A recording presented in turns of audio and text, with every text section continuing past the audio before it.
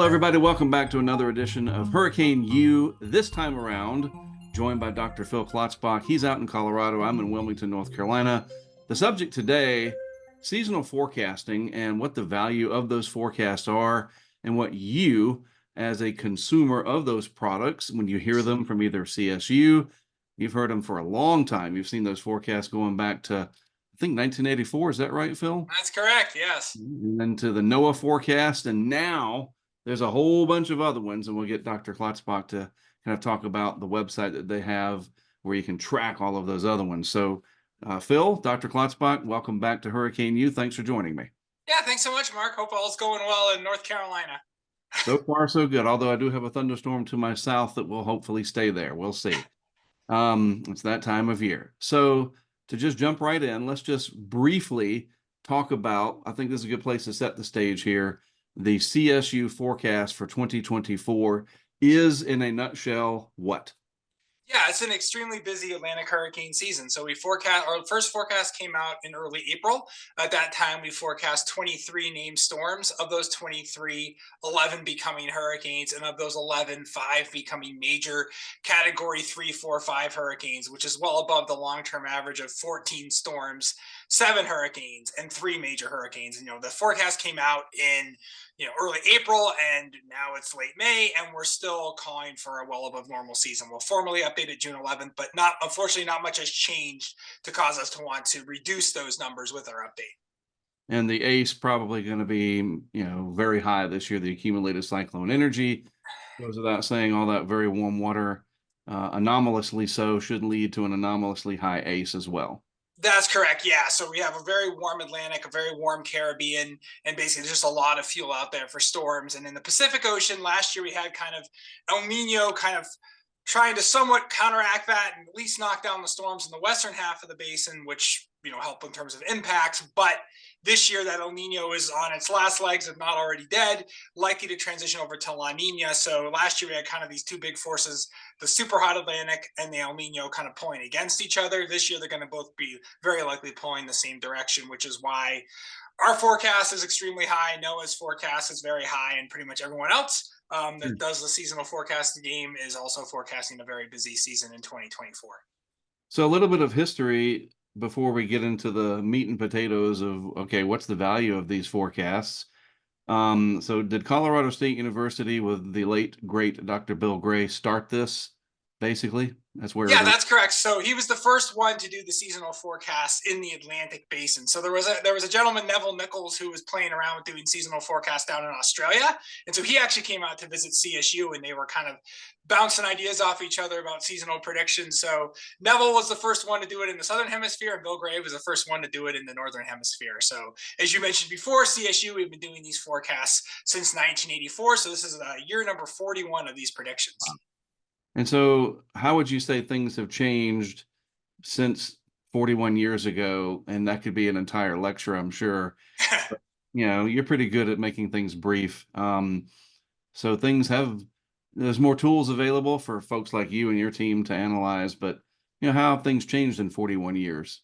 Yeah, so there's a lot of things. So I think, and especially in the last 10 years, things have gotten not perfect, but I think they've gotten quite a bit better. So there's two reasons. One, it sounds kind of funny, but the historical data, so a lot of our models are based on historical data. So we are looking for kind of like precursor signals. So what sets of climate conditions historically have preceded busy seasons? What sets have preceded quiet seasons? And then basically look and see, does this look more like what's preceded a quiet season or a busy season? Obviously in 2024, it really looks like the stuff that precedes a busy season. Sure. And so the historical data that we have, we are able to now better kind of basically take that historical data that we have and basically put it into a model and give us a better realization of what the past looked like. There's also been a lot of work on basically finding other historical data that we didn't have available before, rescuing old paper records and stuff. So that's really helped. But I think another thing that probably is even bigger is we have climate models, and a lot of people hear climate models and they think, forecasting 100 years from now with climate change. And that's not what we're looking at here. This is climate model projections 3 to 6 months in the future. And so when you're talking about these projections, you're not looking for, I want the forecast for August 19th. What you're looking at is like a 1 or 3 month average of things like wind shears and temperatures. And those have gotten quite a bit better. Certainly not perfect, but the models can forecast, okay, the shear is going to be low, the shear is going to be high. And so one of the things I think that really helped us out last year was the models in about May of last year were saying, we're going to have a super hot Atlantic, we're going to have a strong El Nino, and the shear is going to be low.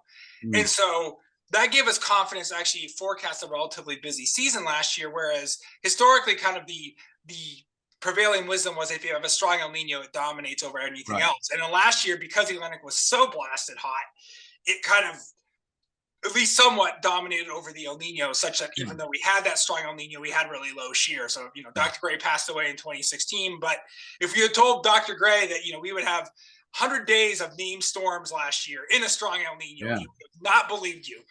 And that's just because the Atlantic was kind of in another level for warmth last year. Yeah, two, superpowers, so to speak, the very warm Atlantic and the very warm INSO areas. And we all remember what happened. It was quite busy. Luckily for the U.S., I say luckily, people understand, we only, air quotes there, had Idalia, and there were other impacts to the East Coast and even Atlantic Canada, certainly, but it could have been worse.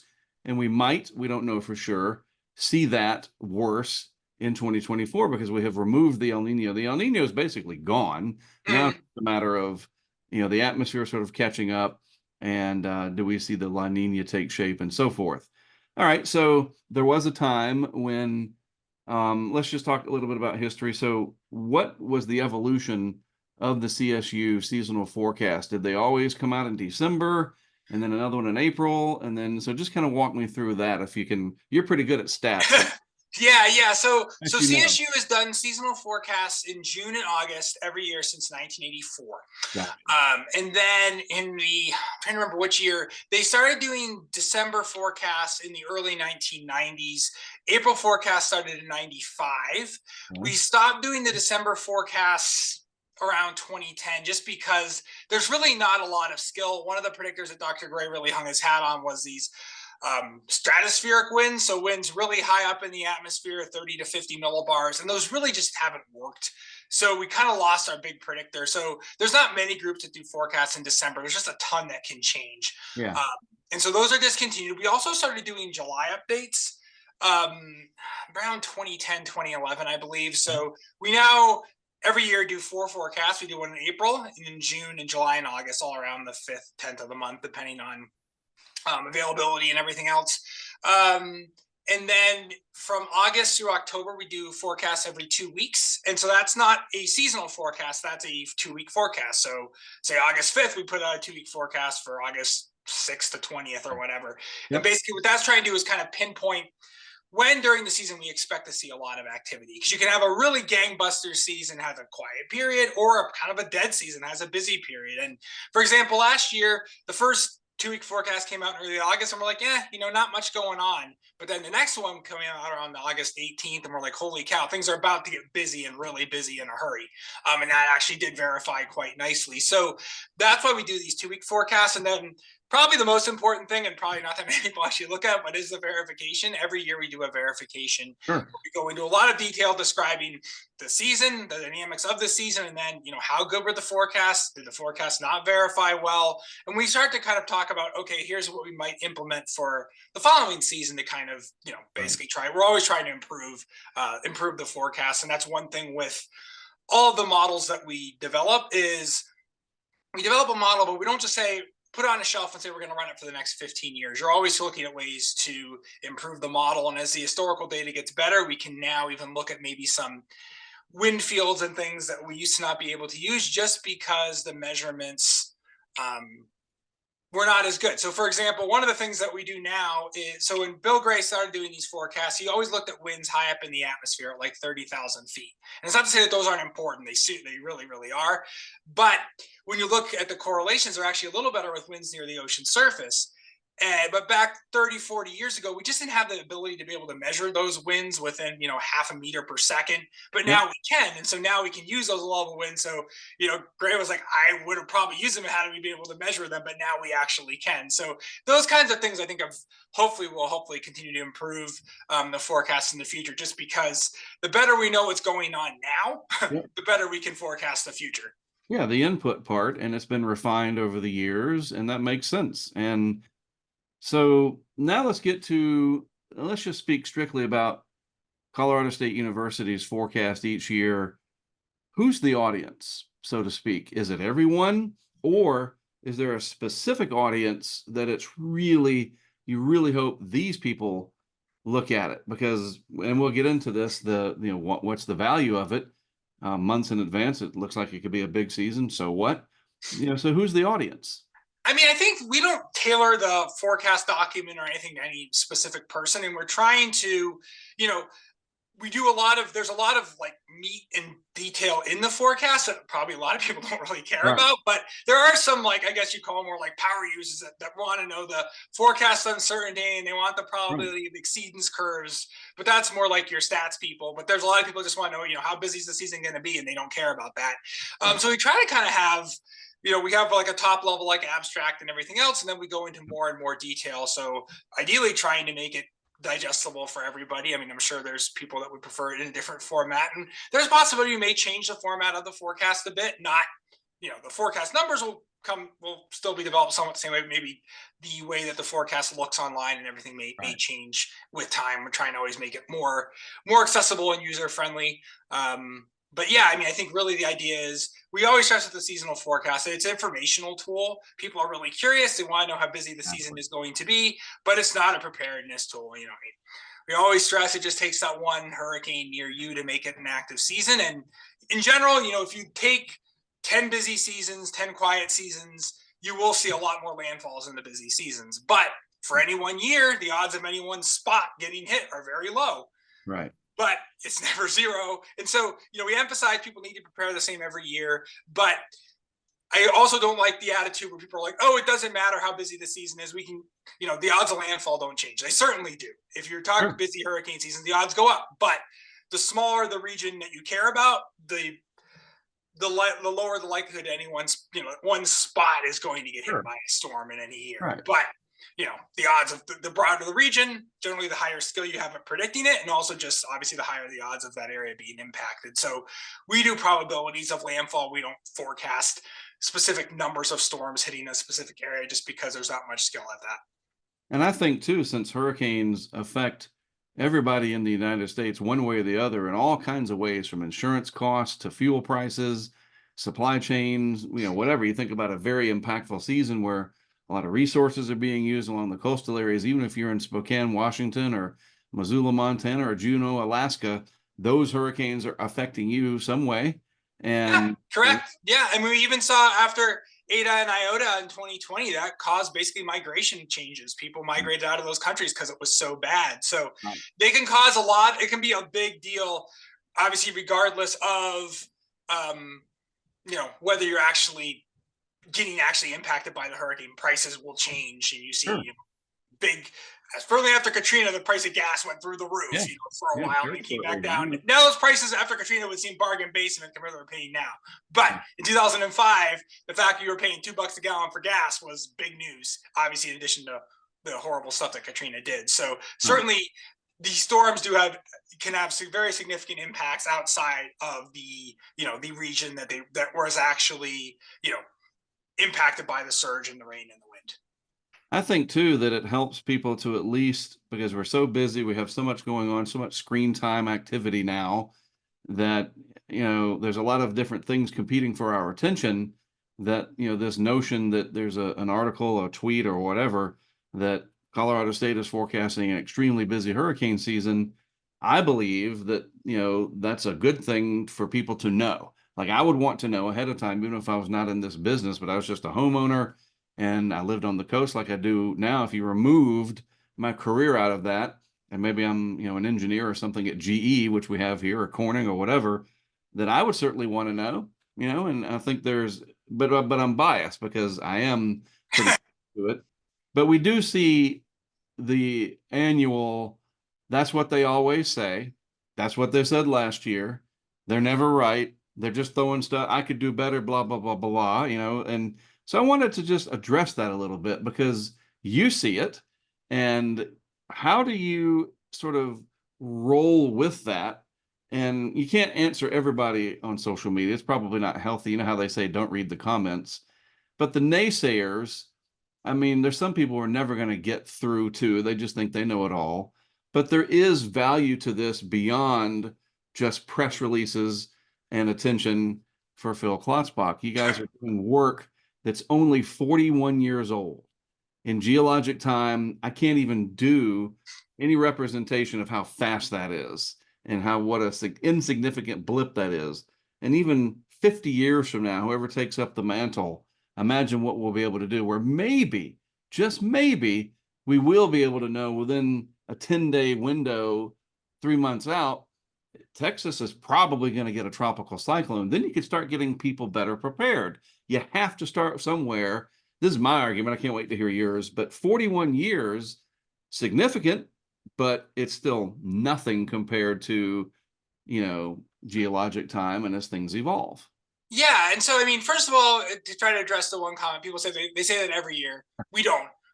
If you look historically, we've had some royal busts, but if you look historically at the number of hurricanes that have occurred since 1984 and the number of hurricanes we have forecast in the last 40 years, it's almost plus or minus 2 for like the entire time. So like we may forecast high or low in any individual season, but we don't have a high bias. We don't have a low bias. So no, we don't forecast high every year. That's people that just don't look. And if you go to our website, we have every single forecast online. We have tables and plots of all you have Excel spreadsheets. You can download it and run whatever analysis you want. So we don't forecast a busy season every year. Some years we under forecast. 2017, especially in April, we thought it was going to be a quiet season. It was a horrible forecast, but we certainly didn't overhype the season. Right. So people will say that, but we don't. And then to try to get at your point about, like how things have changed. I mean, I've been in this field for, almost 25 years. And so like, there's a lot of stuff that's changed since I got into the field and since you got into the field. Like things have changed. Like technology is better. So day-to-day hurricane predictions have gotten so much better. And from a seasonal forecast, when I started, it was like, okay, we put out the forecast June 1st. We know what happened in May. Right. But we don't have a clue. We don't know what's going to happen in June. Now it's like, okay, it's the end of May. I don't know what's going to happen in June, but with climate models, you get a rough idea what's going to happen in the next 2 to 3 weeks. So I can see, okay, 2 weeks from now, the shear in the Caribbean is going to be getting low. I'm, probably nothing will form because it's still pretty early, but the odds have been a lot higher forming in week 2 than in week 1. So it's like, you got these things so we have these things that we just didn't have 20 years ago. And you see that with, the Hurricane Center, the tropical weather outlooks now go out to 7 days, and you're always kind of pushing stuff. So, you'll get people like, oh, meteorologists are always wrong, blah, blah, blah. They don't know what they're doing. But if you look year after year after year, the forecasts are getting better. And we're so dang spoiled. We all have our phones and we're like, oh, but I can go and look on my phone and, and you look at the forecast and you have all this technology that we just 20 years ago blown everyone away. So the forecasts are getting better. A lot of it is just due to better knowledge, better understanding of the weather climate system, but also a lot of it is just improved computational ability. And so, we'll be able in 50 years to say a hurricane's going to hit Texas in 3 months. I don't think so, but I think what we will be able to do is, probably be able to get out 4 to 5 weeks with the large scale environment a lot better. So, especially like early August, that gets you through mid-September. Yeah. That's pretty good. So if you can start to kind of highlight the next month, and so like now we can go out to about 7, 10, maybe 2 weeks, and it doesn't work perfectly, but you can get some indications. We look at the kind of the large scale wind patterns and shears, but also models will spin up storms. They're not always good. Certainly you look at ensembles, you look at all these different realizations as opposed to just one model and one data point. But, the fact that we can look and see this stuff 10 days, 2 weeks out it's awesome. I mean, and definitely, 50 years from now, I'm sure that'll be a lot better. And there's cool stuff coming down the pike, and there's probably stuff that, in my feeble brain, I cannot comprehend will be going on in 50 years or even probably 20 years. So, Sure. there's a lot of people working on this challenge. And I think, seasonal forecasting will change some, but I think really kind of that sub-seasonal time range of 2 to 4 to 6 weeks is really going to be probably where there's a lot of improvement made. And, everyone always wants to talk about AI. And I think that's really an area where AI can really help, because your equations that govern the atmosphere and everything else like that tends to break down in about 10 days. But there's that 2 to 4 week time period where I think AI and kind of learning analogs and learning the past, you can give that into a model, and the model can really, I think, help with that, and probably get us just some cool stuff that we can't even necessarily even know. We can probably stuff we go have 50 years from now that that we haven't even really thought about at this point. Sure, haven't even dreamed it up yet. So I know you're a sports, especially baseball stats guy, and I liken a lot of this to looking at a game. And I always have to be careful because people will misinterpret it. Oh, you think this is a game? No, of course not. We take it very seriously. But it's interesting. I do joke that there's a reason that sports and weather are on the news at the same time, together, because they are related, even though they're not. And that is through statistics and probabilities. And I always try to explain this to people that have no clue about what 30% chance of rain means, or a 30% hatched hail area means, or whatever.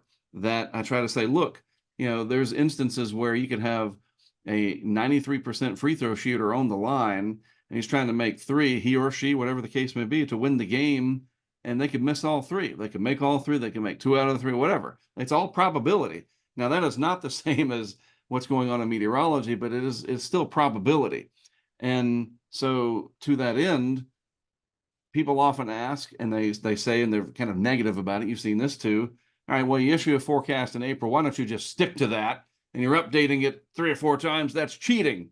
Well, okay. Do you watch football? Do you watch like they don't? So you know where I'm going with this. I'll let you take it. Yeah, it's like a day-to-day weather forecast. I always say, like, okay, you're gonna have a picnic on Saturday. You check the forecast on Monday. You're like, oh, okay, it looks pretty nice. But you're probably going to check the forecast on Thursday or Friday because you really want to know. Because especially in Colorado, if I look at a 7-day forecast in the winter, I've seen many times it's like sunny and 50. And hey, what? 2 days before, now it's a blizzard coming. Like there's a lot that can change. And so the atmosphere ocean system, normally April, there's some skill, but it's modest. There's just a lot that can change. We don't know how El Nino is going to change. The Atlantic can go through all sorts of crazy things. Once you get to June, July, and especially the August update, the tropics kind of tends to lock into whatever mode it's going to be in. So by then you tend to have a lot better skill. But it's similar to like if you want to do a baseball analogy, it's like, okay, if suddenly if you're betting high on the Braves and see Acuna's out for the season, you're like, oh, maybe right. He just lost the NL MVP, or the Red Sox for my team, like everybody's on the disabled list. Well, not that they had great chances to begin with, but as right. more and more people go, like you obviously will change stuff. So kind of what I say too is like, even though August is 2 months into the season, it's 95% of the season historically is left to go. So people will be like, oh, it's like forecasting, the Super Bowl at halftime. I was like, no, it's like looking at the first drive of the game and saying, okay, that team's going to win. Right. Not a lot you can say after. You can say something, but it's more, there's just kind of like a lot of good, you can get a lot of information in July. That's super helpful. Yeah, and I think that's what's important is relating this to something that people are already familiar with. You're exactly right. I look back at, I don't remember exactly what year that Zion Williamson was a freshman at Duke, big Duke guy, right there. And it was all this expectation. Oh, he's a generational player. We knew he was going to go to the NBA, that whole thing. That's an aggravating story for another podcast entirely. And then he hurt his foot in the Carolina game, injured, and he's out for weeks. And they didn't quite make it, but it was the expectation up until that point. Man, Duke, they could go all the way this year. And then he got hurt, and it was unexpected. And now things changed, and Coach K had to make adjustments, and the Duke fans had to make adjustments. And we saw how things turned out. And you say, well, if he didn't hurt his foot, what might have happened? And so the same thing in weather, especially seasonal forecasting, that you see some stuff in April, and that's like somebody saying, oh, so-and-so's committed, or this guy got drafted, or whatever, we could be big this year. And then by June, oh, he's got a problem, or there's any number of reasons where that person's out, and now things change. And then even when you get down to the game itself, like you mentioned, like the Super Bowl, somebody wasn't in the recent Super Bowl, somebody got injured. I don't keep up with sports as much as weather, but we know in sports that even during the game, things change, and the coaches, both sides, have to make adjustments that affect the outcome. And that's where the weather is almost the exact same way. And I think that's relatable to people. And if they could just think of it in those terms, maybe they won't get so negative towards us. Yeah, I mean, it's just, things change. It's the way things, I mean, weather is an extremely chaotic system. And a lot of times I think some people are like, oh, well, you can forecast an eclipse 30 years down the road to the minute. Well, sure. Yeah, there's a lot of things you can do with celestial mechanics that don't work great in our own atmosphere. So I think we're spoiled in a lot of ways because a lot of things we can do in a lab, we know exactly what's going to happen. But there's a lot of stuff going on, the proverbial butterfly flapping its wings and chaos theory and all, like, it does apply, and it makes it, in my view, fun because it is extremely challenging, but it is, you will fail. And I mean, Bill Grape, look at his first forecast from '84. He said, these are based on statistical methods that probabilistically will fail in some years. They're going to do well most of the time, but they are going to fail. And so that's just the nature of weather prediction in general. So to wrap this up, we have a big season forecast ahead of us. And we are putting this podcast together, presentation, whatever you want to call it, on May 28th. And the expectation is for a very busy season. Even NOAA, paraphrasing here, said extraordinary hurricane season. So in any given season, we would say these things, but let's again reiterate. So, okay, what should people be doing on May 28th with that information? Yeah, I mean, I think the thing is, obviously it's May, and I mean, I guarantee you, we don't have a storm by June 10th. People are gonna be like, oh, we don't have a hurricane yet. You just have to be a busy season. And, it's important to realize Atlantic hurricane season really is peak between August and October. It's a very peak season. So while the season is 6 months long, from June 1st to November 30th, most of your storm activity occurs in August, September, and October. And, it's not to freak people out. It's just people, so you just, you have a plan in place, you're prepared, you know what you're going to do if storms threaten. Now's a good time before storms are brewing to, make sure you have your hurricane preparedness kit ready, refresh whatever needs to be refreshed out of that kit, and basically know what you're going to do if a storm threatens, if you're in a storm surge zone. But really the key is, if storms are threatening, to follow the advice of your local emergency managers, because they will give you the best advice as to whether you need to be evacuating or whether you need to be sheltering in place. But really, now's the time you want to just be prepared and know what you're going to do if these storms do threaten, because you don't want to be doing this stuff day or two before landfall. It's already stressful enough. And, of course, we would say this in any given year, because it does only take one, and we don't know where that one's going to end up. And it could just be a tropical storm that brings tens of inches of rain, or a downburst, or even a tornado. All those hazards are all there. But maybe this year, with it being so aggressive, the overall package of numbers from all the agencies is very aggressive, that, okay, maybe if you've been putting it off, now's the year. And I look like equate it to something health related. You've been putting off losing that weight, or putting off eating better. You went to the doctor, said, it's getting a little not good on these numbers.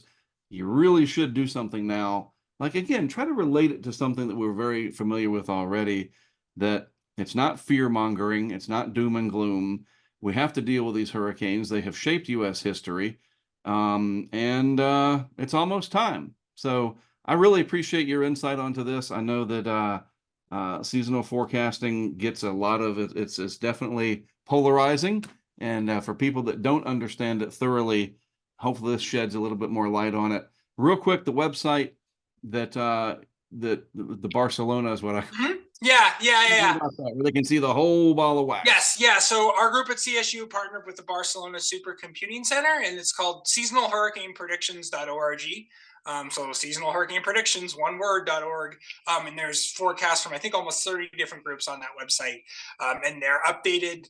Ideally, the groups will individually update them themselves. So usually within at least a day or two, when there's a new seasonal forecast, it goes to the website so you can see, all the different groups issuing the forecasts and get ideas of what they're looking at and, how they differ or are similar to the other groups. Well, for science sake, I hope you're right, because we want to trust in the science. But for people's sake, hopefully you're wrong and it's the worst forecast ever. We know how that goes, but seriously, for the sake of science and all the effort that's been put in over the last 40 years, 41 years, we want to trust it. And so for, in that regard, I hope that you are correct, because it helps for people to have trust and believe in what's being forecast. And by November 30th or December 30th, if it goes really long, I guess we'll find out. We'll know, that's the one fact, is we will know for sure in 6 or 7 months. That's right. That's right. That's the joy of doing seasonal forecasts. You do verify every year, so you know how good or how bad the forecasts were, and in a few months we'll know. Yes. Well, Dr. Phil Klotzbach, thanks for joining me for Hurricane U. We'll check in maybe in January and see how much more our hair is gray or whatever. All right. Thanks a lot. All right. Sounds good, Mark. Take care. See ya.